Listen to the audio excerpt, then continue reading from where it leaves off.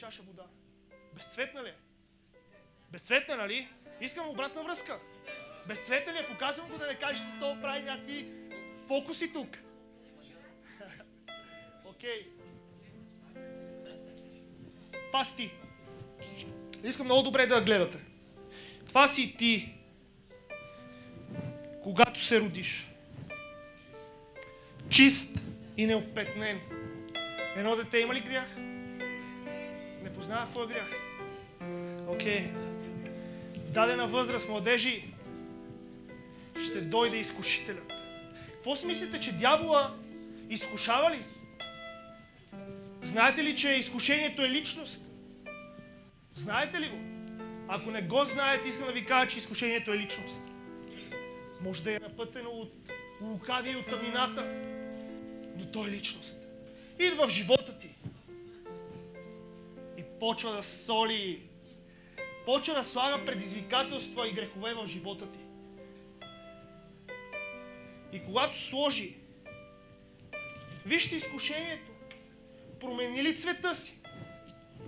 Промени ли цвета си, дори да го разбъркам?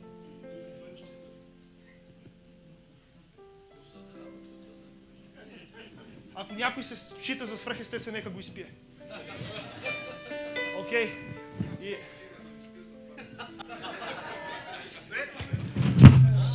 Благодаря. Благодаря ти. Да, аз помислих, че ще го изпие. И си викам, халелуя, има свръхестествения на това място. Окей. Вижте, промени ли цвета си? Отново изкушението, когато дойде, разбираме, защото не променя твоята стойност. Нали така? Окей. Изкушението, когато дойде, чуйте, вижте много добре цветът на водата в момента. Когато започне грехът да капе в живота ти, да гребеш с шепи от света. Вижте. Сега ще дигна, да? Промени ли цвета си? Греха промени ли цвета? Но бих казал, че това е ранен стадий на греха. Защо? Окей. Ще разберем сега. Това черно ли? Вътре в чашата. Бяло е. Дявола ще дойде като светъл ангел. Никога няма да дойде в живота ти да ти каже, аз съм дявола. Никога няма да дойде да ти каже, аз съм тъмнината, аз съм Далила, аз съм някой, който ще паднеш. Много силно. Никога.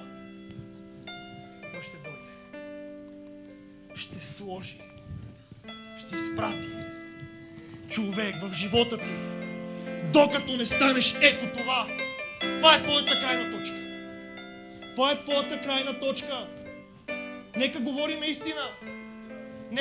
истина. В днешно време не е нужно да излизаш от вас, за да прелюбодействаш и блудстваш. Не е нужно в днешно време да излезеш дори до казиното, за да играеш казино и хазартни игри. Така ли? Нека бъдем откровени. Ние сме на това място да говорим истината. Няма табута на това място. Хора! Не трябва да има табу в църквата. Всички се ограничават в църквата. Какво да говорят? Ако не се говори истината на това място, къде ще се говори? Къде ще се говори? Това си ти. Това, където добавих, черно ли беше? А защо стана черно? Защо стана тъмнина в живота ти? Това е късния стадий на твоето състояние. Чуй, това си ти. Ама аз съм приел Исус. Ама не ми пука кой си приел. Това си ти. Това е твоята личност и идентичност. Ето виж, това си ти. Показвам ти го какво си ти. Окей. Това си ти, нали? Това е твоята плът. Повярвайте ми, че за тази съставка се молих 3 дни. Това не можеш да го закупиш от никъде. В момента имам около 500 грама. Защото ми го докараха директно лаборанти. Не го продавам. Защо? Защото Бог разбра защо е. Защото този пример аз никой не мога да го измисля.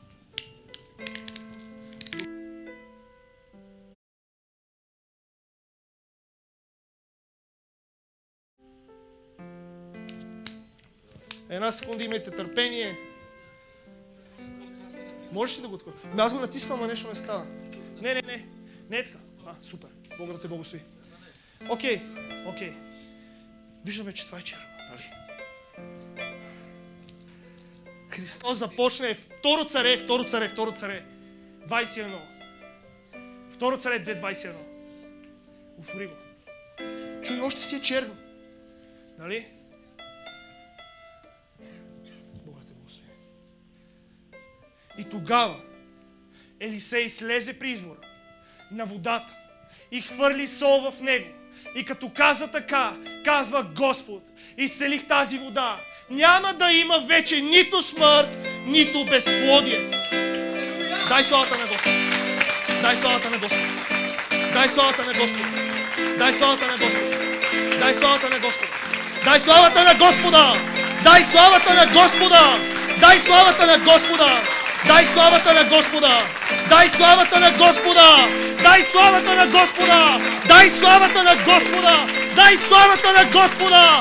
Дай славата на Господа. Виждате ли тъмнина в тази чаша? Виждате ли тъмнина в тази чаша? Няма. Това какво е? Не е сок. Чуй. Когато Христос беше на кръста, бе прободен накрая в едно ребро. И оттам потече кръв и вода. Ако смесяш кръв и вода, ще стане това. Повярвай ми, че ще стане това. Аз съм го опитвал.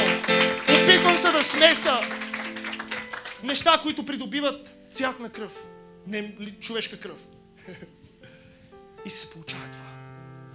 Това изтече там, казва. Вода и кръв. И оттам се роди еклесията. В момента това си ти. Чиста, неопетнена църква. Чист, неопетнен народ, в който има царска идентичност. Няма грях в себе си, защото греха е умит от тебе. Христос плати за тебе. Искам да ти кажа, че ти от днес натам промени своето мислене. Спри да казваш, аз съм недостоен, аз съм грешен. И помни този пример, защото Христос те уми от всеки грех. Бъдете благословени и нека се молиме.